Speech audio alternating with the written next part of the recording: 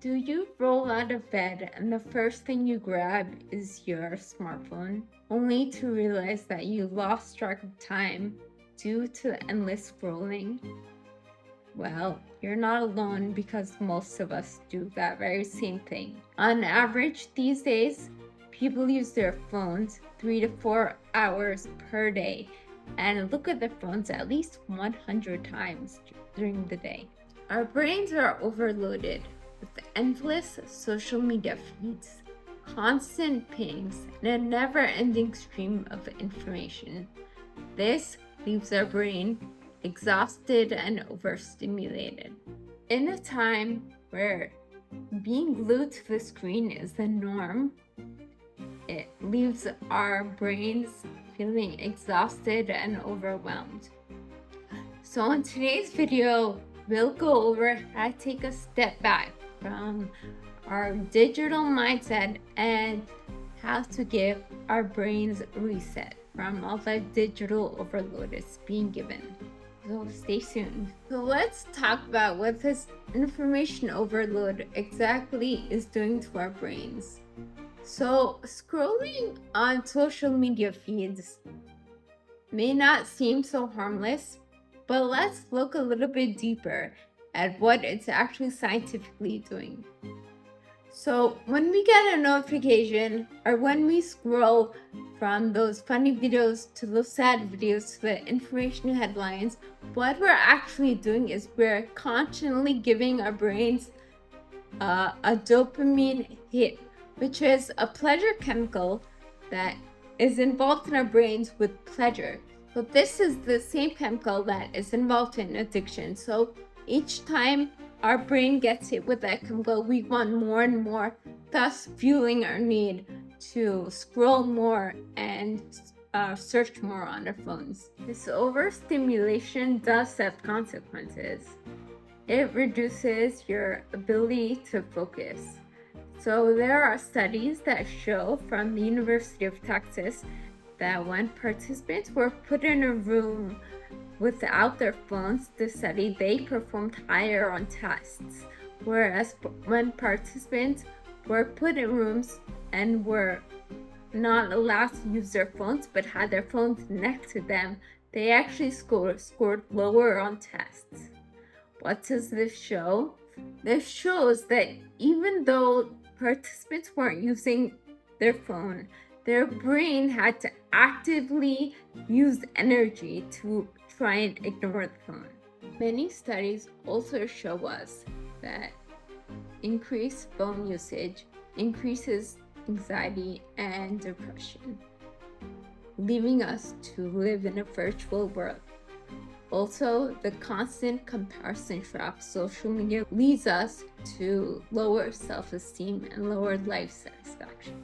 The fear of missing out not only affects how we feel about ourselves, but affects our sleep quality. Do you ever notice that when you're feeling really tired and you pick up your phone just to check your notifications, how you audibly get really alert? Yeah, well, that's the melatonin suppression and the other fixations your brain gets from your phone. And the problem is when you don't get enough sleep, especially deep sleep, your brain can't consolidate the memories it's made during the day, leaving you groggy and exhausted the next day. So in this video, we'll discuss a digital detox. What exactly is it, and what exactly the benefits are if we do a digital detox. So what is a digital detox?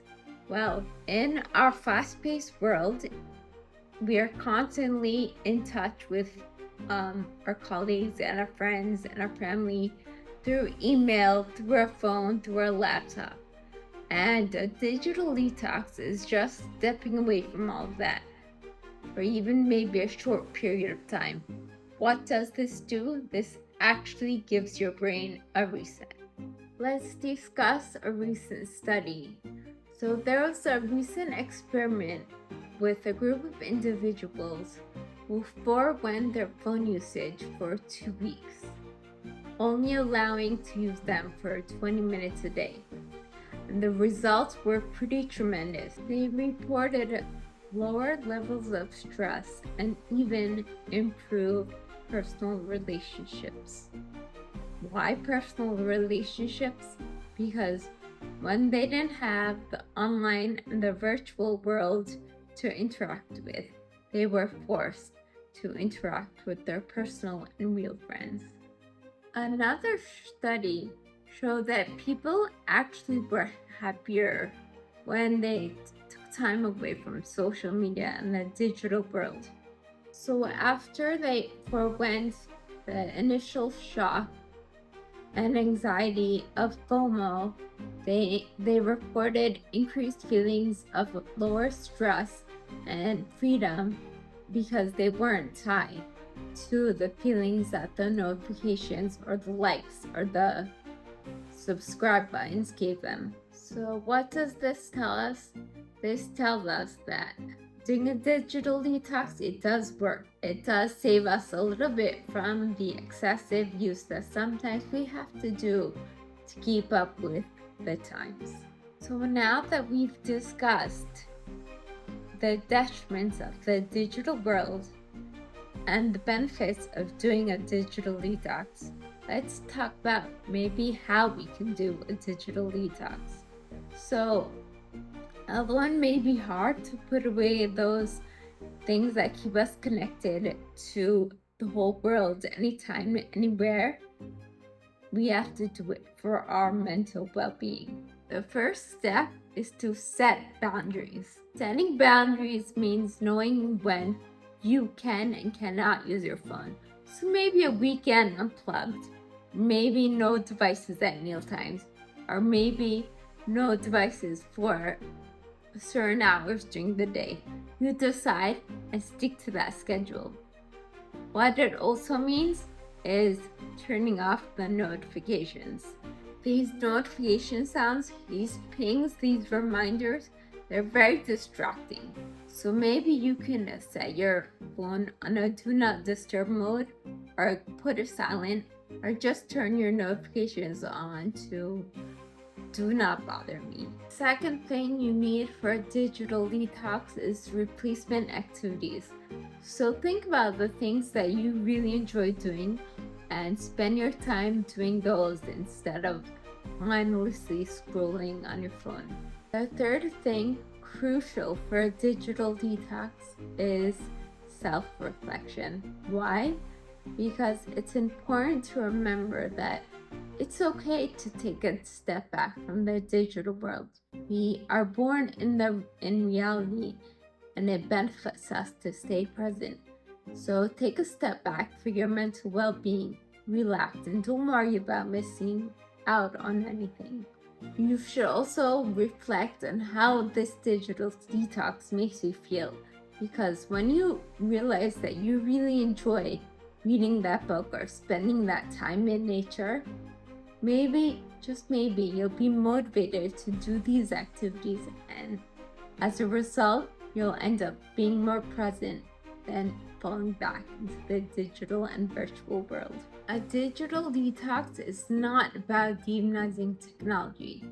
Hey, online platforms and access to anywhere in the world and anything in the world is amazing, but it's about who's in control.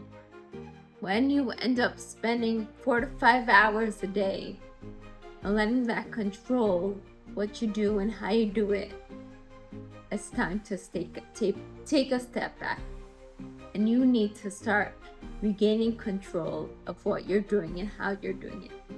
So I want to leave you with not only a challenge, but an invitation. Try your own digital detox, whether it's for a day, whether it's for an hour. Just try it, see how it feels. Maybe at first you'll feel anxious, not watching TV, not instinctively picking up your phone to capture that beautiful sunset, but it'll remind you about the small pleasures in life. Real happiness doesn't come with that Kodak moment or with that beautiful painted picture. Real happiness comes with us reflecting and appreciating the moment. Sometimes we have to remember that in order to reconnect, we have to disconnect. So once we disconnect, give yourself the opportunity to come back stronger, healthier, and with a new perspective. You can regain and retake control of your life and remind yourself what a calm and peaceful and a distracted free mind really feel like. So are you ready to hit that reset button? Give yourself a chance, give your mind a break, and tell me in the comments below how it goes.